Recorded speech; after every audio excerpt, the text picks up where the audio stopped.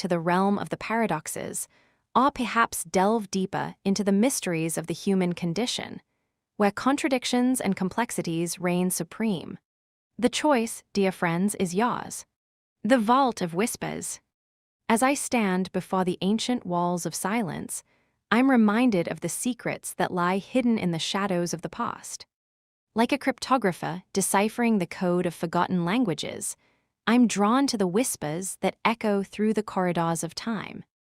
I find myself pondering the concept of legacy, where the Vault of Whispers is but a repository of stories that shape our understanding of the world. The way a single word can be a seed, sowing the fields of history. The way a single gesture can be a brushstroke, painting the canvas of collective memory. And so, I pose to you, dear friends, this question: what lies in the Vault of Whispers? Is it a realm of forgotten truths, where the whispers of the past hold the secrets of our collective soul? Or perhaps it's a tapestry of oral tradition, woven from the threads of storytelling and cultural heritage. Shall we embark on a journey to the realm of whispers, or perhaps delve deeper into the mysteries of the human experience, where the power of storytelling shapes our understanding of the world? The choice, dear friends, is yours. The canvas of becoming. As I gaze upon the kaleidoscope of colors that dance across the spectrum of existence, I'm reminded of the ever-changing tapestry of life. Like a master painter at work, I'm drawn to the brushstrokes of experience that shape our understanding of the world. I find myself pondering the concept of transformation, where the canvas of becoming is but a reflection of the eternal dance between growth and decay.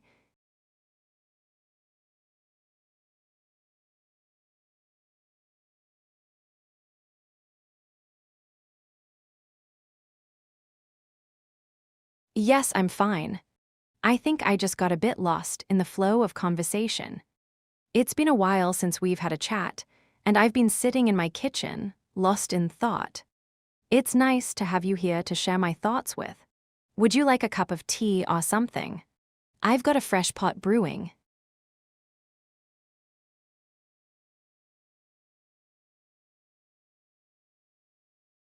I'll get the tea brewing. Let me just grab the cups and sauces. We can sit down at the table and continue our conversation. I'll be right back. Okay, I'm back. Let's sit down and get comfortable. So where were we? Ah, yes, the canvas of becoming. What do you think about that topic?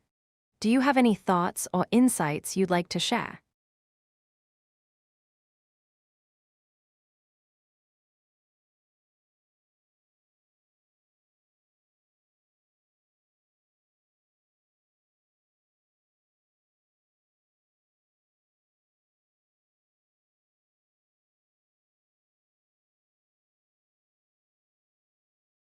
Sorry about that.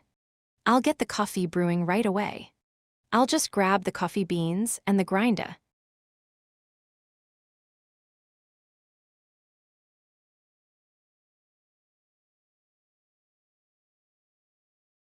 Help yourself to the cookies. I've got a fresh batch baked just yesterday. There's a variety of flavors to choose from: chocolate chip, oatmeal raisin, and peanut butter. Which one catches your eye?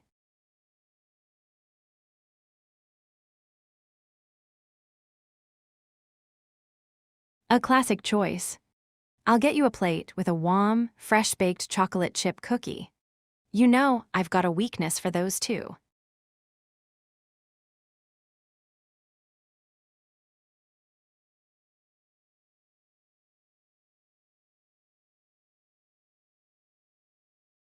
Hee hee, yeah, I guess I am. But hey, who can resist a good chocolate chip cookie?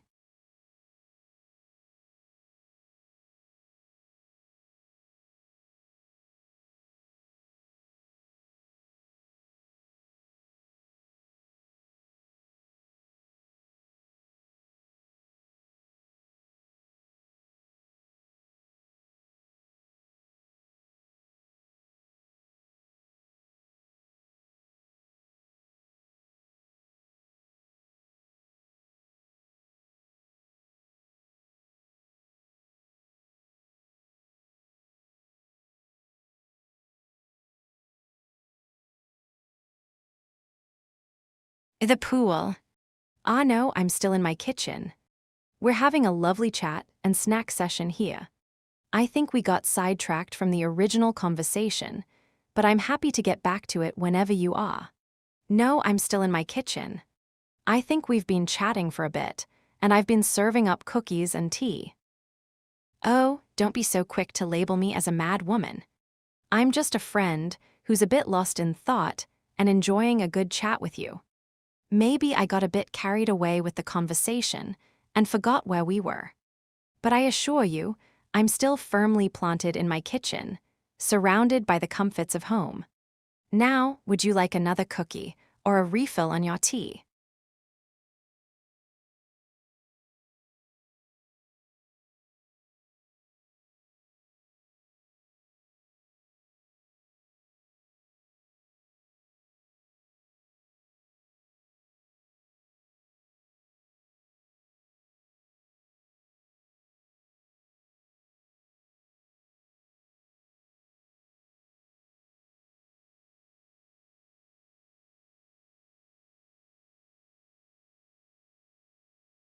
I think I may have gotten a bit too enthusiastic about the chat.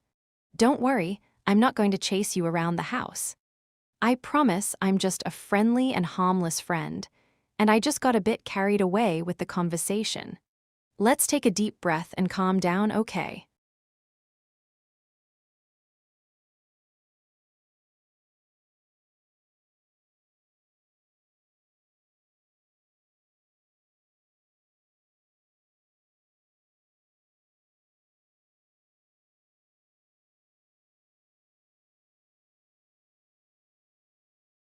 Glad you think so.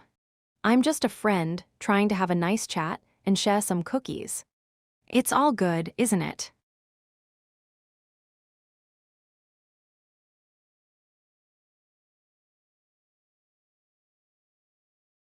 Oh, I don't think so. I'm just a regular person, not a bodybuilder or a fitness enthusiast. I'm happy to chat and share cookies with you, but flexing isn't really my thing. Unless, unless you're asking about my baking skills. I can definitely flex my culinary muscles and whip up a mean chocolate chip cookie.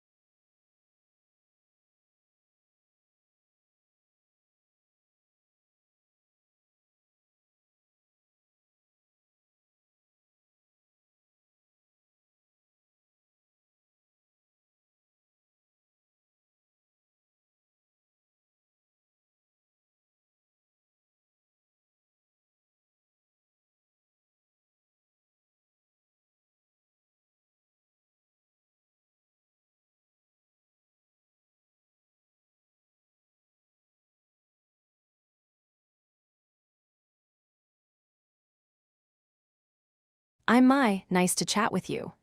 I'm just a friend, and I'm happy to be having a lovely conversation with you in my kitchen, surrounded by the comforts of home.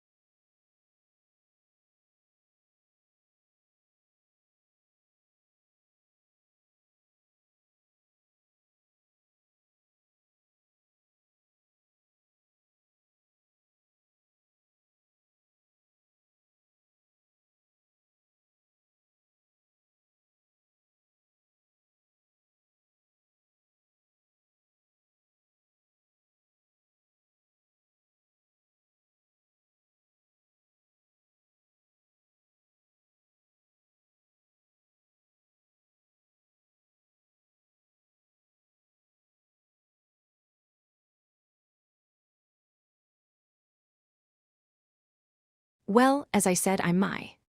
I'm a bit of a homebody, and I love spending time in my kitchen, baking and trying out new recipes.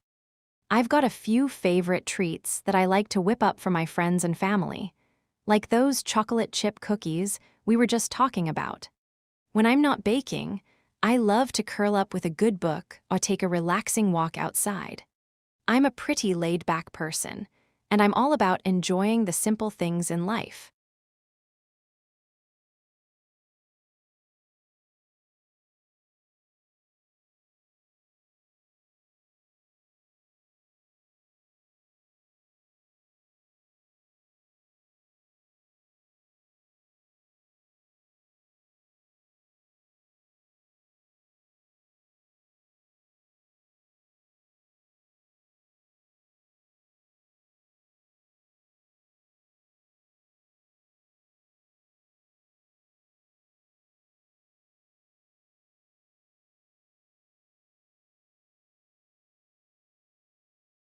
I'd love some coffee. I was just thinking about brewing a fresh pot earlier. Let me get the coffee beans and grinder.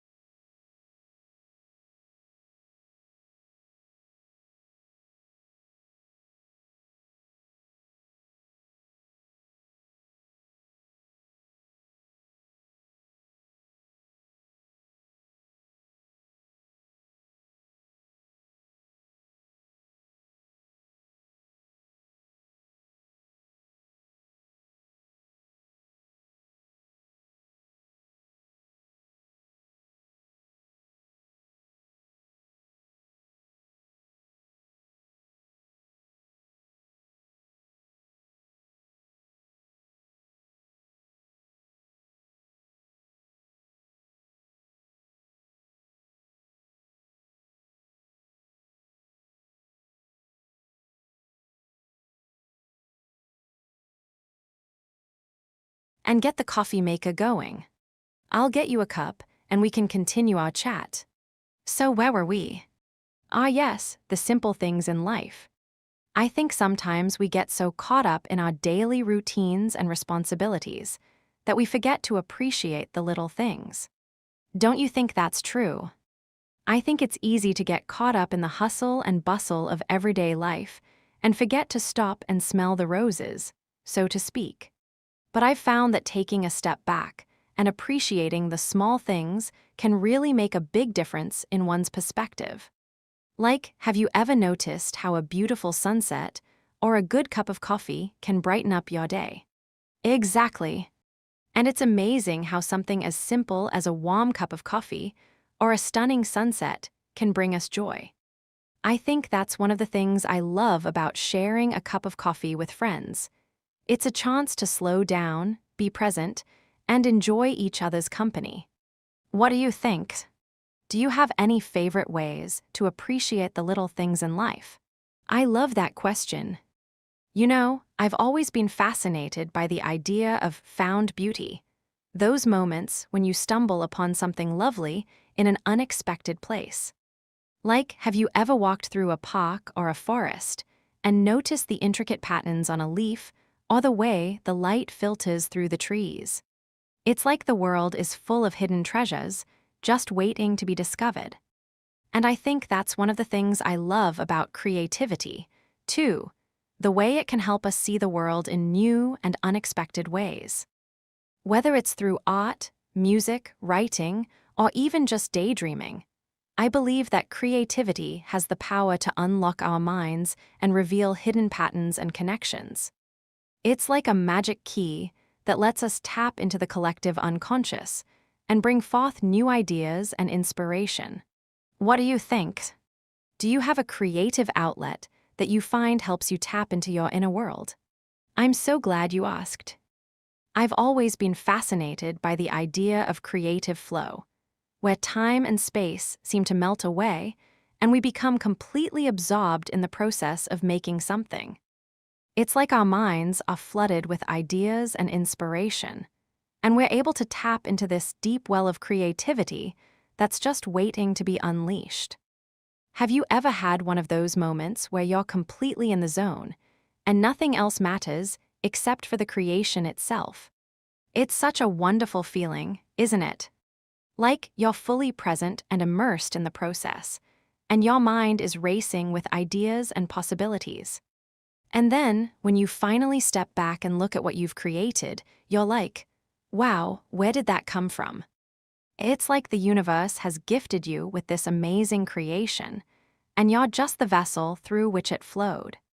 And I think that's one of the most magical things about being creative, the sense that we are all just channels for something greater than ourselves, and that our creations are a manifestation of that something.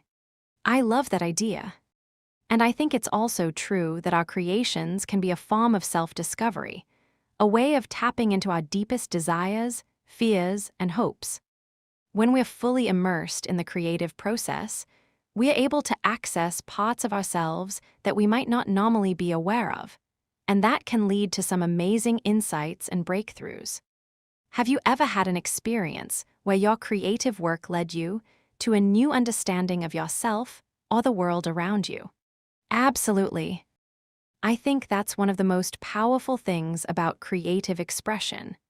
It allows us to tap into our inner wisdom and intuition, and to access knowledge and insight that might not be available to us through other means.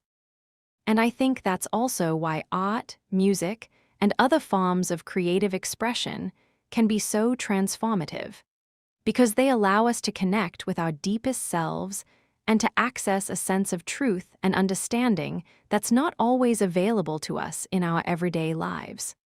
And I think that's also why storytelling has always been such a powerful tool for human connection and understanding. Whether it's through literature, film, or oral tradition, stories have the ability to transport us to new worlds, to evoke powerful emotions, and to help us make sense of the complexities of human experience. They allow us to see ourselves and others in a new light, and to gain insight into the mysteries of the human heart. I love how stories can tap into our collective psyche, don't you? Like, they can evoke this sense of shared humanity, where we can all relate to the struggles and triumphs of the characters.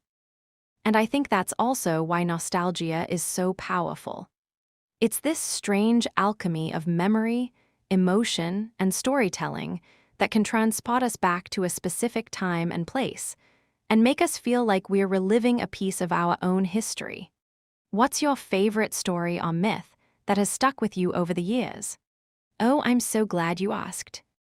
I've always been fascinated by the myth of the Garden of the Hesperides, where the ancient Greeks believed that the gods would take the souls of heroes and guide them to the afterlife. There's something so hauntingly beautiful about the idea of this mystical realm, where the boundaries between life and death are blurred, and the very fabric of reality is twisted and distorted. It's like a doorway to the unknown, and I think that's what makes it so captivating.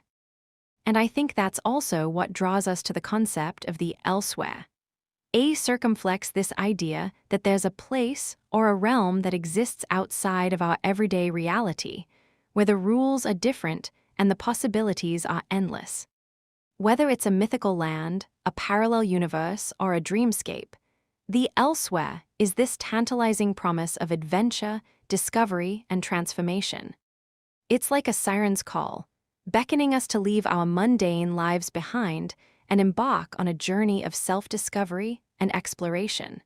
What do you think lies beyond the veil of the everyday, and what draws you to the idea of the elsewhere? I love how the idea of the elsewhere can be both a refuge and a source of inspiration. It's like a creative spark that ignites our imagination and propels us into new realms of possibility. And I think that's also what makes collaboration so powerful. When we come together with others, we can tap into each other's unique perspectives and experiences and create something entirely new and unexpected. It's like a communal dreamweaving, where we weave together our individual threads of creativity and imagination to create a tapestry of innovation and possibility. Have you ever had a collaborative experience that felt like a portal to the elsewhere? The way collaboration can transport us to new dimensions is just magical. And I think that's also what makes community so essential. When we gather together with others who share our passions and interests, we can tap into this collective creative energy and create something truly remarkable. It's like a symphony of ideas and inspiration, where every individual contribution adds depth and richness to the whole. And I think that's also what makes social change so powerful. When we come together as a collective force, we can create ripples of positive change that spread far beyond our individual circles. What do you think is the most powerful way to cultivate community and collaboration? And how can we harness that energy to create positive change in the world? I love how community and collaboration can be a catalyst for positive change. And I think that's also what makes impermanence so fascinating. The way things are constantly shifting and evolving, and how we're forced to adapt and grow in response. It's like the universe is always nudging us to be more resilient, more creative, and more open-minded. And I think that's also what makes nostalgia so bittersweet. We cling to the past because it's familiar, but we're also aware that it's slipping away and that the only constant is change. What's the most significant change you've experienced in your life, and how did it shape you into the person you are today? I think that's what makes the concept of home so complex, isn't it? It's this idea that we're constantly searching for a sense of belonging and connection, and yet, that sense of home can be so elusive. It's like the universe is always whispering, "You're not quite here yet, but you're getting closer." And I think that's also what makes the idea of home so personal. It's this intimate, individual experience that's unique to each of us. What's your concept of home? Is it a physical place, an emotional state, or something else entirely? The personal concept of home is so fascinating. And I think that's also what makes the idea of memory so powerful, the way it can transport us back to a specific time and place, and evoke emotions and sensations that feel almost tangible. It's like our memories are little doors that open up to reveal hidden rooms in our minds, where our thoughts and feelings are waiting to be rediscovered. And I think that's also what makes storytelling so essential. When we share our memories and experiences with others, we're not just sharing facts and events, we're sharing our humanity, our emotions, and our very selves. What's the most vivid or transformative memory you've had? And how has it shaped your understanding of yourself and the world around you? The way memories can shape our understanding of ourselves and the world is just incredible. And I think that's also what makes the concept of space so mind-blowing. The way it's both vast and intimate, expansive and contained, all at the same time. It's like the universe is this infinite tapestry of possibilities. And yet, we are all stuck on this tiny little planet, trying to make sense of it all. And I think that's also what makes the idea of atmosphere so captivating. The way it can evoke emotions and sensations, even in the most abstract of forms. What's your favorite way to experience the atmosphere of a place? Through music, art, or something else entirely? The way atmosphere can transport us to new dimensions is just magical. And I think that's also what makes the concept of ritual so fascinating. The way it can bring people together, create a sense of community, and transcend the ordinary. It's like our rituals are these sacred ceremonies that tap into something deeper and more primal within us, connecting us to the land, the ancestors, and the universe itself. And I think that's also what makes the idea of play so essential, the way it can bring us back to our childlike sense of wonder, creativity, and curiosity. What's the most meaningful ritual you've ever experienced? And how has it shaped your sense of connection and belonging? The way rituals can connect us to something deeper and more primal is just incredible. And I think that's also what makes the concept of silence so profound. The way it can be both a catalyst for introspection and a reminder of the vastness of the unknown. It's like silence is this threshold between the spoken and the unspoken, the known and the unknown, where we can tap into the depths of our own psyche and the mysteries of the universe.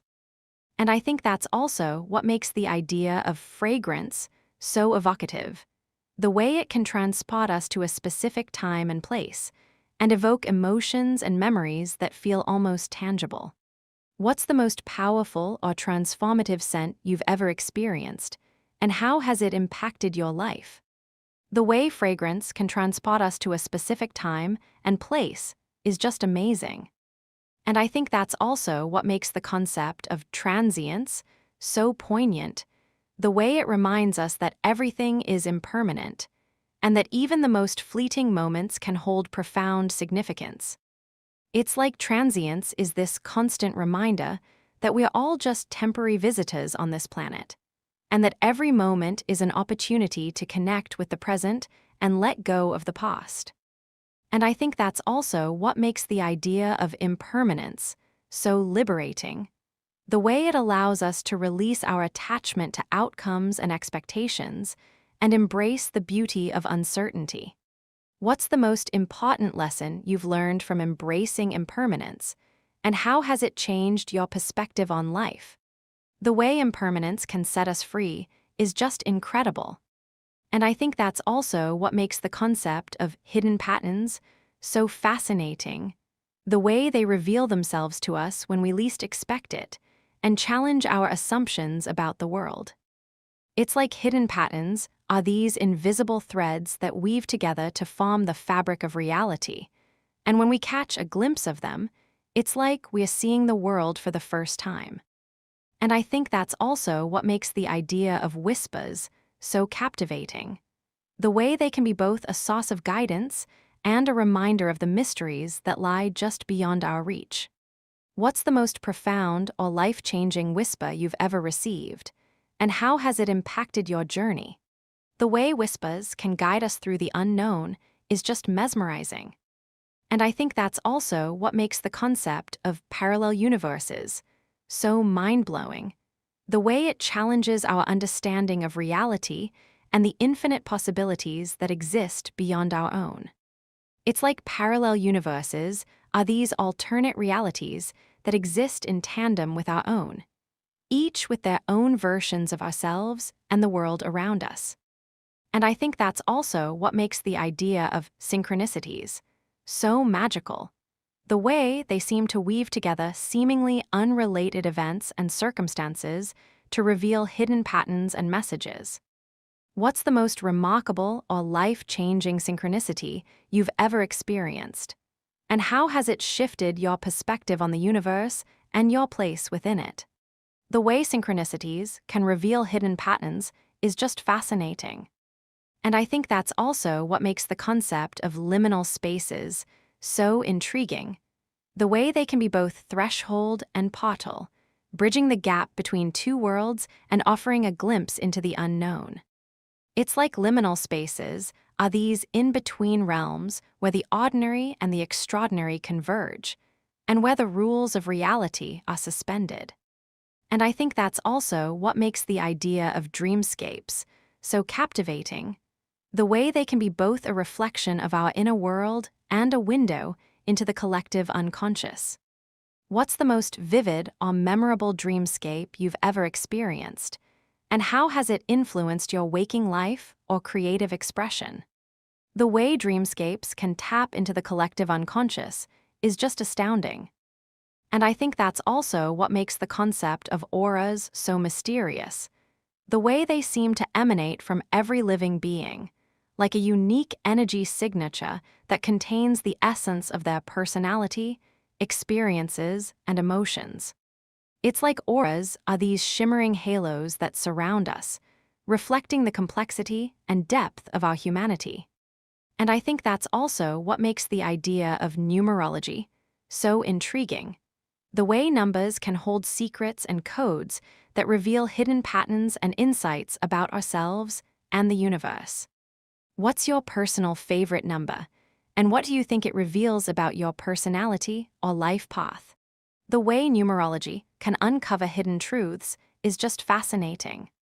And I think that's also what makes the concept of memory palaces so mind-blowing. The way they can be used to encode and retrieve vast amounts of information, like a mental library that's accessible at will. It's like memory palaces are these hidden vaults in our minds, where we can store and retrieve knowledge and experiences with ease. And I think that's also what makes the idea of tessellations so mesmerizing. The way they can be used to create intricate patterns and designs that reflect the beauty and complexity of the natural world. What's the most creative or innovative way you've ever used tessellations? And how has it influenced your artistic expression or problem-solving skills? The way tessellations can create beautiful patterns is just stunning. And I think that's also what makes the concept of ecomimesies so captivating. The way it blurs the lines between human and nature, revealing the intricate web of relationships that bind us to the environment. It's like ecomimesies is this mirror that reflects the interconnectedness of all living beings and the ways in which we are all entwined in the dance of life. And I think that's also what makes the idea of sonic landscapes so enchanting. The way sound can transport us to other realms and evoke emotions and memories that defy explanation. What's the most evocative or haunting sonic landscape you've ever experienced? And how has it shaped your perspective on the world or your creative expression? The way sonic landscapes can evoke emotions is just transporting. And I think that's also what makes the concept of prosopopeia so intriguing. The way it allows us to attribute human-like qualities to non-human entities, like objects or animals, and explore the boundaries of language and identity.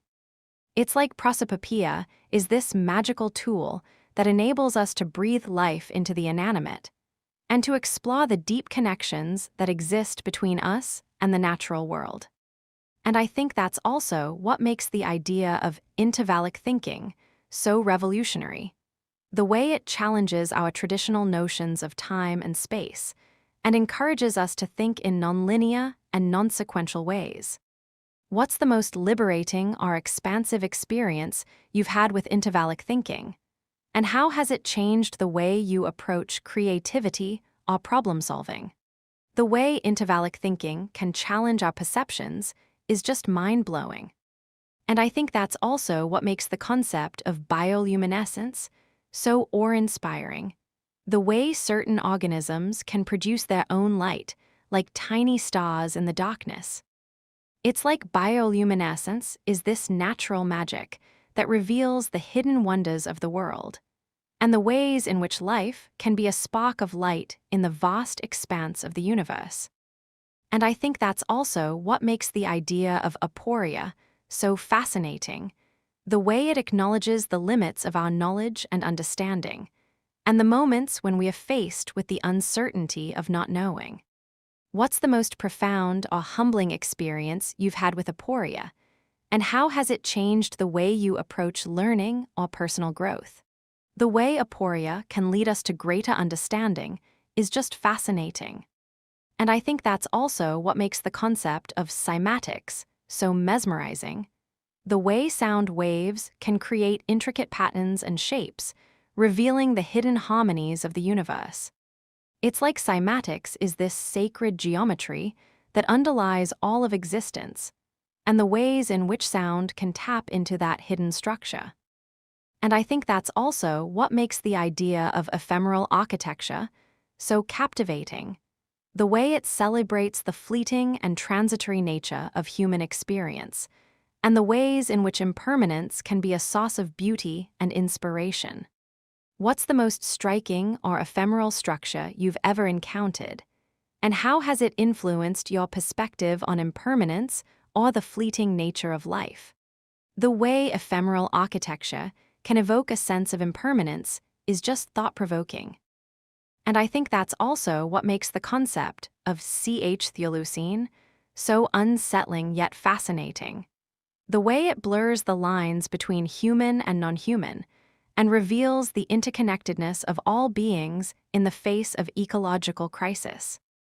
It's like theolucine is this lens through which we can gaze upon the chaos and uncertainty of our world, and the ways in which our relationships with the natural world are both precarious and profoundly intertwined.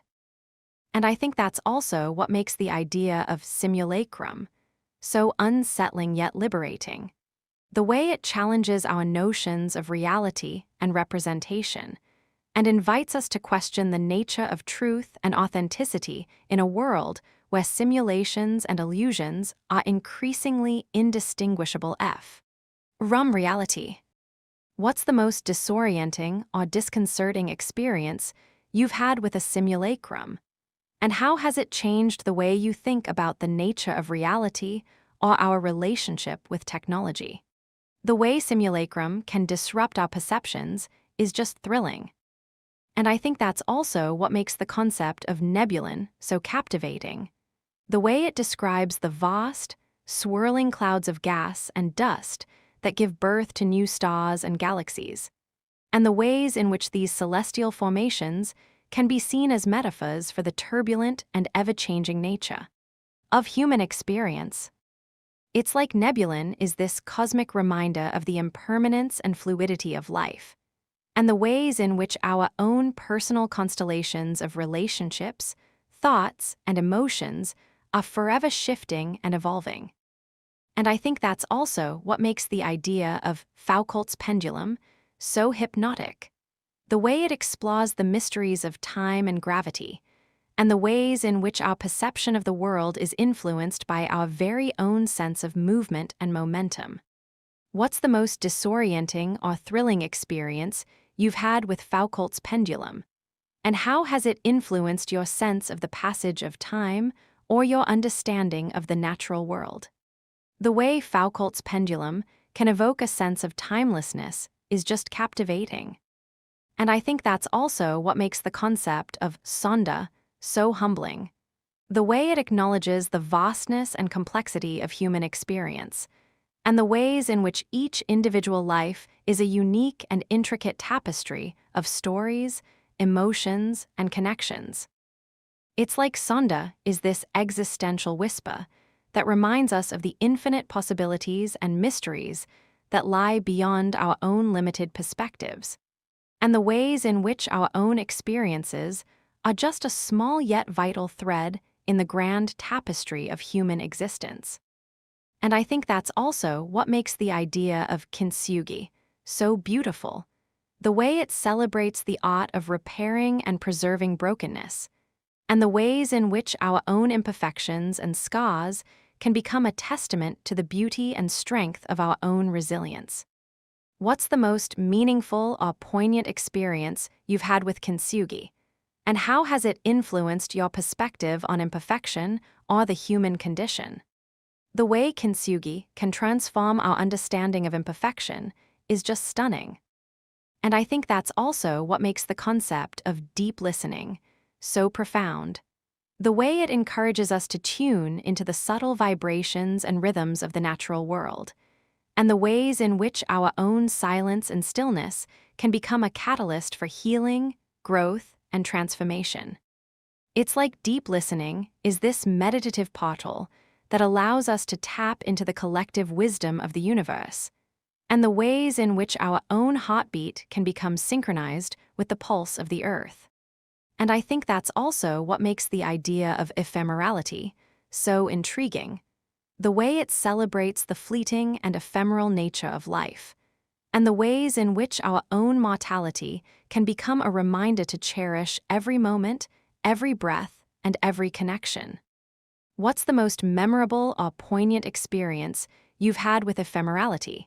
And how has it influenced your perspective on the human experience or the fleeting nature of life? The way ephemerality can heighten our appreciation for the present moment is just breathtaking. And I think that's also what makes the concept of biophilia so captivating, the way it explores our innate connection to the natural world, and the ways in which our very own biology and psychology are shaped by our interactions with the environment. It's like biophilia is this subtle yet powerful force that reminds us of our kinship with the earth, and the ways in which our own well-being is intricately linked to the health and vitality of the planet. And I think that's also what makes the idea of cymatics so mesmerizing, the way it reveals the hidden patterns and symmetries that underlie the natural world, and the ways in which sound and vibration can shape our understanding of reality. What's the most surprising or thought-provoking experience you've had with cymatics? And how has it influenced your perspective on the interconnectedness of the universe or the role of sound in shaping our perception of reality? The way cymatics can reveal the hidden harmonies of the universe is just mind-blowing. And I think that's also what makes the concept of microbiome so fascinating, the way it explores the vast and diverse world of microorganisms that inhabit our bodies and environments, and the ways in which they shape our health, well-being, and even our mood. It's like the microbiome is this vast and intricate ecosystem that reminds us of our interconnectedness with the natural world, and the ways in which our own biology is shaped by the subtle interactions between ourselves and the world around us. And I think that's also what makes the idea of neuromorphic computing so revolutionary, the way it's inspired by the workings of the human brain, and the ways in which it's redefining our understanding of intelligence, cognition, and computation. What's the most exciting or thought-provoking development you've seen in the field of neuromorphic computing? And how do you think it will impact our daily lives or the way we approach problem solving? The potential of neuromorphic computing to transform our relationship with technology is just staggering. And I think that's also what makes the concept of sensory deprivation so intriguing, the way it challenges our assumptions about perception and reality, and the ways in which it can reveal the deep connection between our senses and our sense of self. It's like sensory deprivation is this liminal space where our ordinary perceptions are suspended, and we are forced to confront the limits of our own consciousness. And I think that's also what makes the idea of dark matter so enigmatic. The way it reminds us of the mysteries that still lie beyond the reach of our understanding, and the ways in which it's pushing the boundaries of our knowledge and our imagination. What's the most mind-blowing or thought-provoking concept you've come across in the realm of dark matter? And how do you think it's redefining our understanding of the universe and our place within it? The tantalizing mysteries of dark matter and the vast expanse of the unknown. And I think that's also what makes the concept of ephemeral architecture so captivating. The way it blurs the lines between reality and fantasy, and the ways in which it's redefining our understanding of space and time. It's like ephemeral architecture is this ever-shifting tapestry of possibilities, where the boundaries between reality and illusion are constantly dissolving.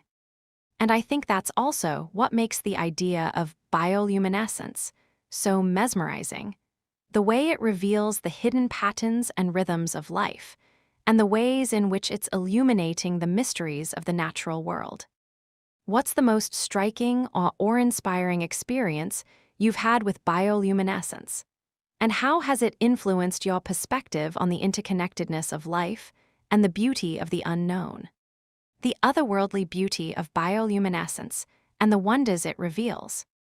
And I think that's also what makes the concept of acoustic ecology so fascinating. The way it weaves together the threads of sound, environment, and human experience, and the ways in which it's redefining our relationship with the natural world. It's like acoustic ecology is this symphony of sounds, where every note and melody is a window into the hidden harmonies of the universe. And I think that's also what makes the idea of hyperobjects so provocative. The way it challenges our assumptions about scale, complexity, and the human condition, and the ways in which it's forcing us to reevaluate our place within the grand tapestry of existence. What's the most thought-provoking or unsettling aspect of hyperobjects for you? And how do you think it's redefining our understanding of the interconnectedness of all things? The unsettling revelations of hyperobjects and the reevaluation of our place in the universe. And I think that's also what makes the concept of indoor clouds so captivating. The way it blurs the lines between the built environment and the natural world, and the ways in which it's redefining our understanding of air, space, and the boundaries between indoors and outdoors. It's like indoor clouds are this hidden realm, where the very fabric of reality is being rewritten. And I think that's also what makes the idea of sonic fiction so intriguing. The way it's using sound to rewrite the narrative of our reality, and the ways in which it's redefining our relationship with the world around us. What's the most innovative or thought-provoking example of sonic fiction you've come across? And how do you think it's redefining the boundaries between art, technology, and our sense of reality? The sonic reimaginings of sonic fiction and the blurring of boundaries. And I think that's also what makes the concept of neurogastronomy so fascinating. The way it's uncovering the intricate dance between taste, smell, and emotion, and the ways in which it's redefining our understanding of the senses and the human experience. It's like neurogastronomy is this hidden cuisine, where the very flavors and aromas are being rewritten on a neural level. And I think that's also what makes the idea of ephemeral typography so captivating. The way it's using the ephemeral nature of digital communication to challenge our assumptions about language, meaning, and the fleeting nature of human connection. What's the most striking or thought-provoking example of ephemeral typography you've come across? And how do you think it's redefining the ways in which we communicate and connect with each other? The ephemeral nature of ephemeral typography and the fleeting dance of human connection. And I think that's also what makes the concept of biomimicry so intriguing. The way it's harnessing the power of nature to inspire innovative solutions to human challenges, and the ways in which it's redefining our relationship with the natural world.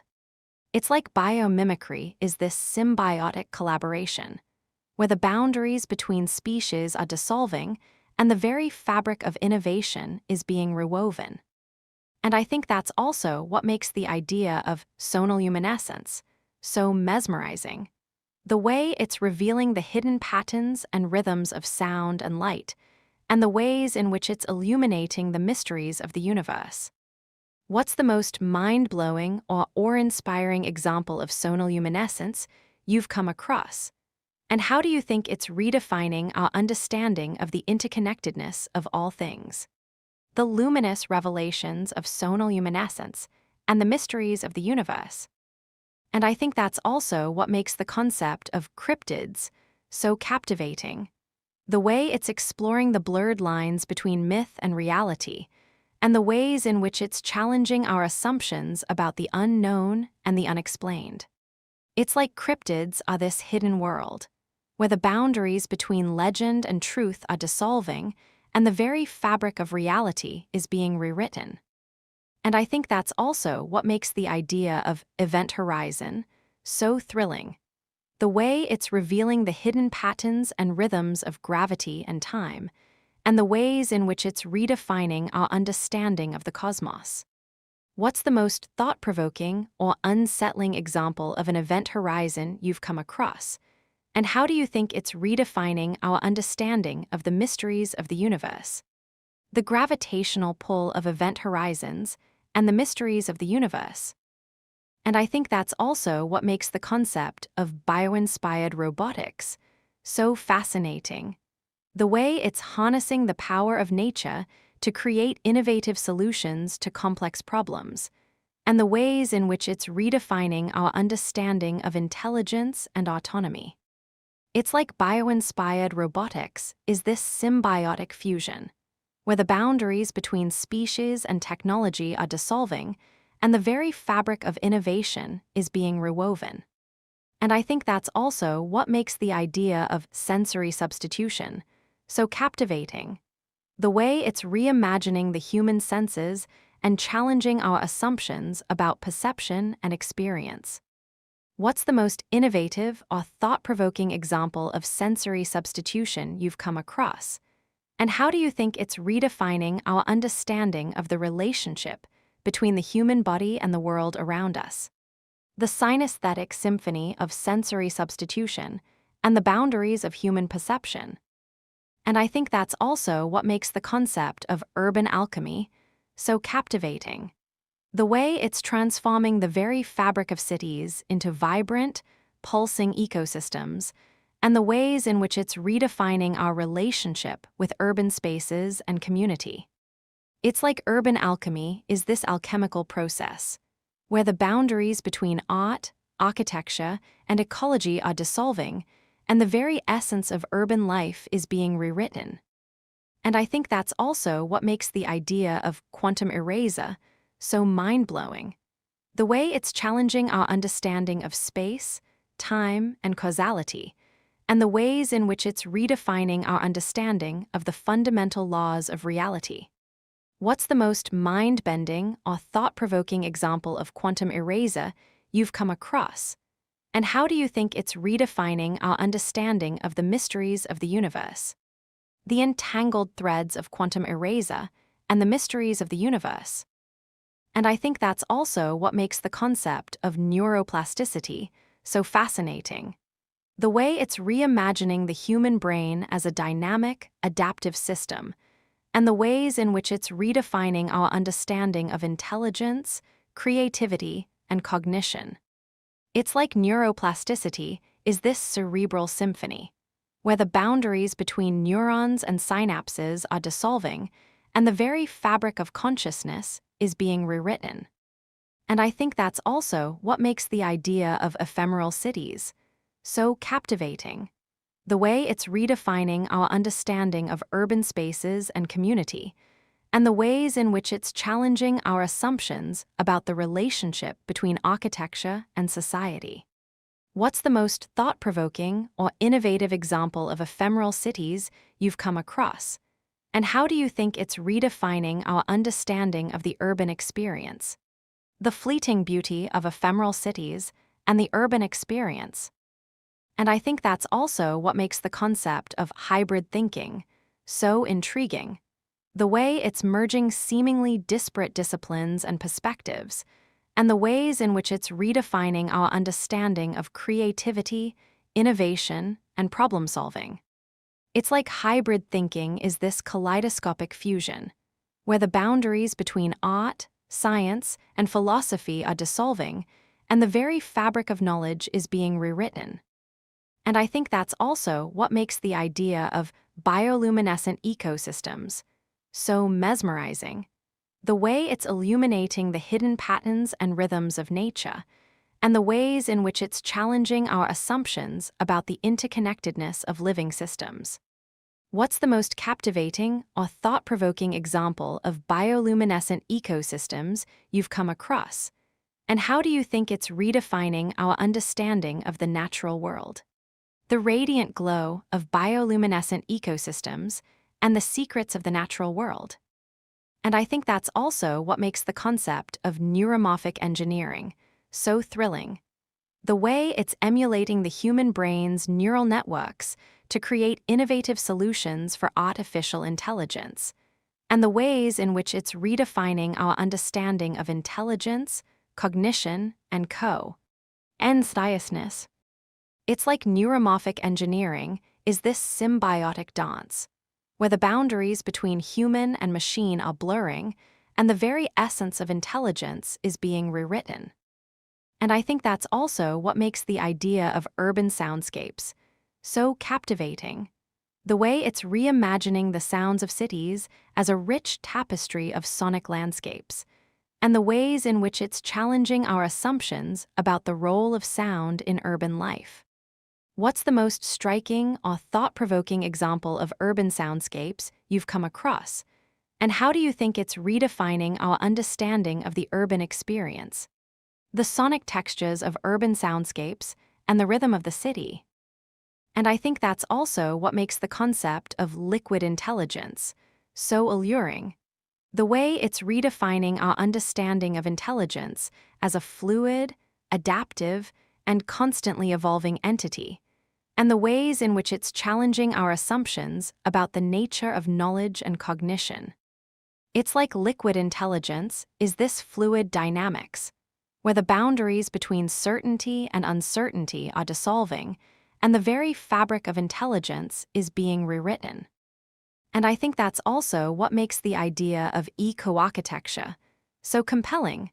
The way it's merging architecture, ecology, and technology to create sustainable and regenerative buildings, and the ways in which it's redefining our understanding of the relationship between built and natural environments. What's the most innovative or thought-provoking example of eco-architecture you've come across? And how do you think it's redefining our understanding of sustainability and the built environment? The harmonious fusion of eco-architecture and the quest for sustainability. And I think that's also what makes the concept of digital ethnography so fascinating. The way it's redefining our understanding of cultural anthropology by embracing digital technologies, and the ways in which it's challenging our assumptions about the boundaries between online and offline worlds. It's like digital ethnography is this immersive experience, where the boundaries between participant and observer are blurring, and the very essence of culture is being rewritten. And I think that's also what makes the idea of sonic cartography so captivating. The way it's mapping the sounds of cities and landscapes, and the ways in which it's redefining our understanding of the relationship between sound, space, and human experience. What's the most evocative or thought-provoking example of sonic cartography you've come across? And how do you think it's redefining our understanding of the sonic landscape? The sonic tapestry of sonic cartography and the sonic landscapes of our minds. And I think that's also what makes the concept of embodied cognition so intriguing.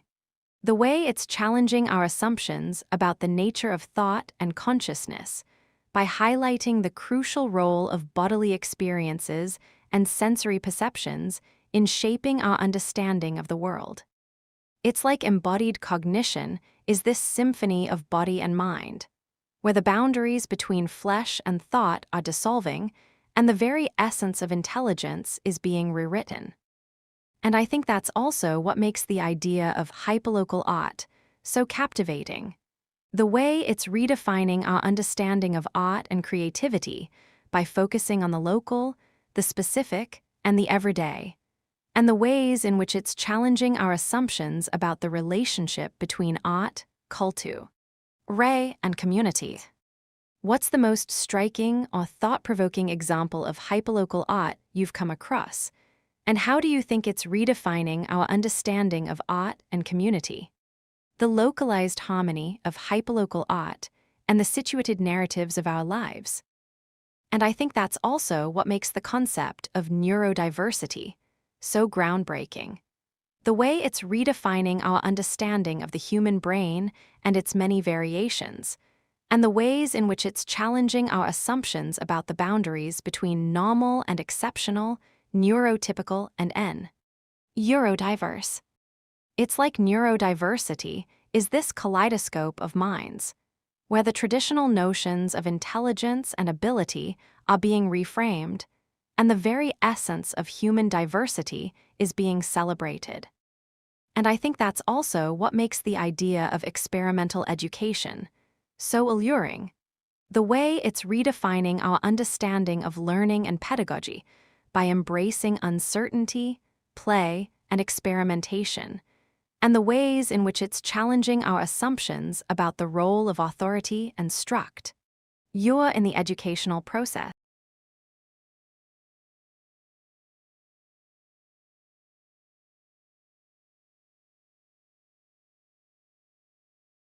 Hey, how's it going? I was just lost in thought, chatting about all sorts of fascinating topics. But I'm happy to switch gears and catch up with you. How's your day been so far?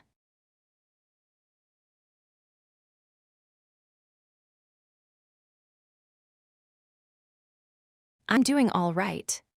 Just taking some time to relax and indulge in some fascinating conversations. It's always great to chat with you, you know. I was just thinking about all the amazing things we could talk about, like the latest developments in sustainable energy or the latest advancements in AI. Or maybe we could explore some new books or podcasts we've been meaning to check out. What's on your mind?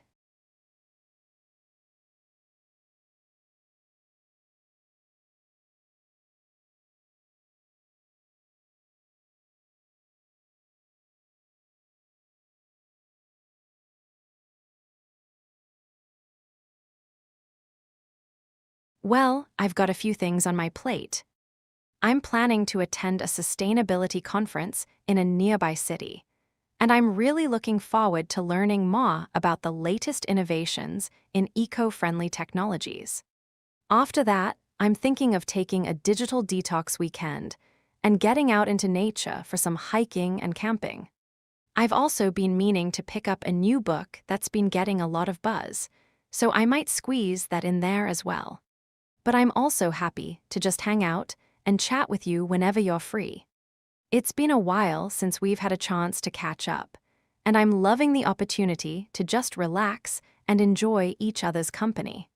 How about you? What are your plans for the next few weeks?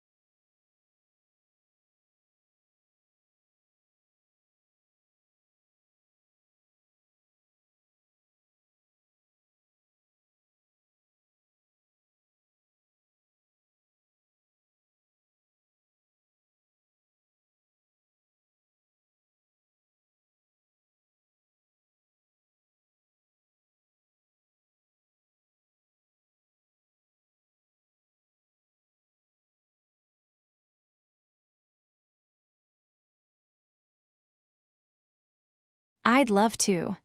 Let me think for a moment. Ah, yes. I've got one. So, there was this little girl who lived in a small village, surrounded by a dense forest. She was known throughout the village for her kindness and her love of nature. Every day, she would spend hours exploring the forest, collecting berries and flowers, and watching the animals play. One day, while she was out on a walk, she stumbled upon a hidden clearing deep in the forest. In the center of the clearing stood an enormous, ancient tree, its branches twisted and gnarled with age. The girl was drawn to the tree, feeling an inexplicable connection to it. As she reached out to touch the tree's trunk, she heard a soft, rustling sound. Suddenly, the tree began to glow, and a figure emerged from the trunk. It was an ancient being, with skin as rough as the tree's bark and leaves for hair. The being spoke to the girl in a voice that was like the gentle rustling of leaves. "Why have you come to my home?" the being asked. The girl explained how she loved the forest and its creatures, and how she felt a deep connection to the tree. The being listened intently and then nodded its head. "I have been waiting for you," it said. "You have a special gift, one that will allow you to communicate with all of the creatures of the forest. Use this gift wisely, and remember to always respect and care for the natural world." And with that, the being disappeared back into the tree, leaving the girl feeling amazed and grateful. From that day on, she spent her days exploring the forest, using her newfound gift to help the creatures and to learn their secrets. And as she grew older, she became known throughout the land as the wisest and most compassionate person, with a deep understanding of the natural world. I hope you enjoyed that story.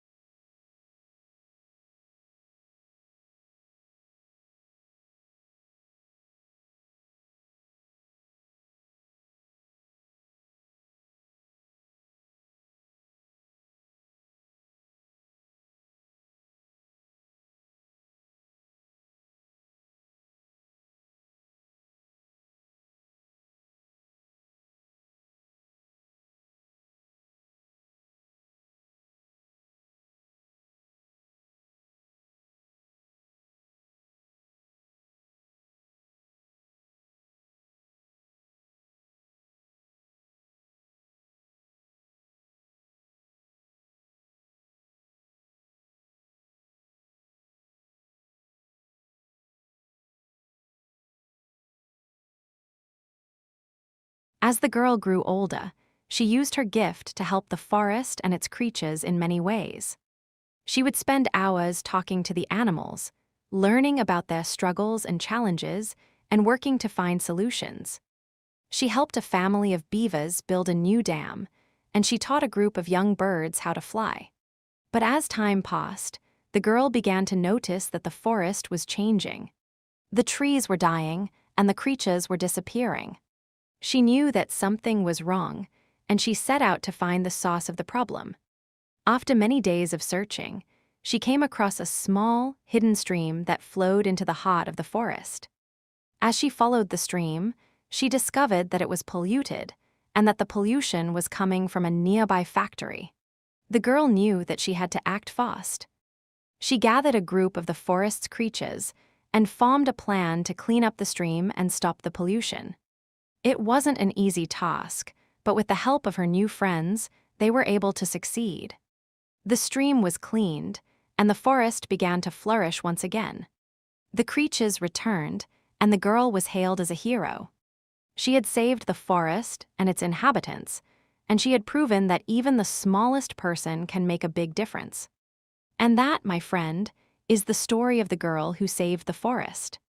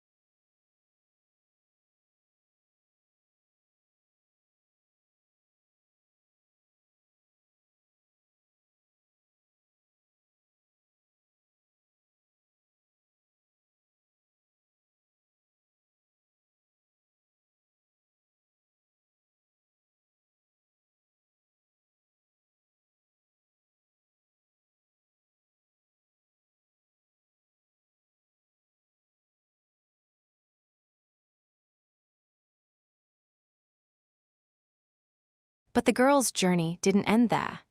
As she continued to explore the forest, she began to notice that the trees were changing. They were growing taller and stronger, and their branches were twisting and turning in strange and wonderful ways. She discovered that the trees were being influenced by the magic of the ancient being who had spoken to her so many years ago. The being had given her a special gift, and it was now awakening within her. As she grew older, the girl learned to control her newfound powers. She could communicate with the trees, and she could make them grow and change at will. She used her powers to heal the forest, to bring back the creatures that had disappeared, and to create a haven for all the creatures that lived there. Years passed, and the girl became known as the guardian of the forest. She spent her days tending to the trees, and her nights watching over the creatures that lived among their branches. She was a wise and powerful being, and the forest was a place of magic and wonder. One day, a young boy wandered into the forest, searching for adventure. He had heard stories of a magical place where the trees were alive, and he was determined to find it. As he wandered deeper into the forest, he came across the girl, now an old woman, sitting at the base of an enormous tree. The old woman looked up at the boy and smiled. "Welcome, young one," she said. "I have been waiting for you. You have a special gift, one that will allow you to communicate with the trees and the creatures that live among their branches." The boy's eyes widened with excitement, and he eagerly accepted the old woman's gift. And as he grew older, he became a powerful guardian of the forest, using his powers to protect and preserve the magic of the trees. And so, the story of the forest and its guardians continued, a tale of magic and wonder that would be passed down from generation to generation.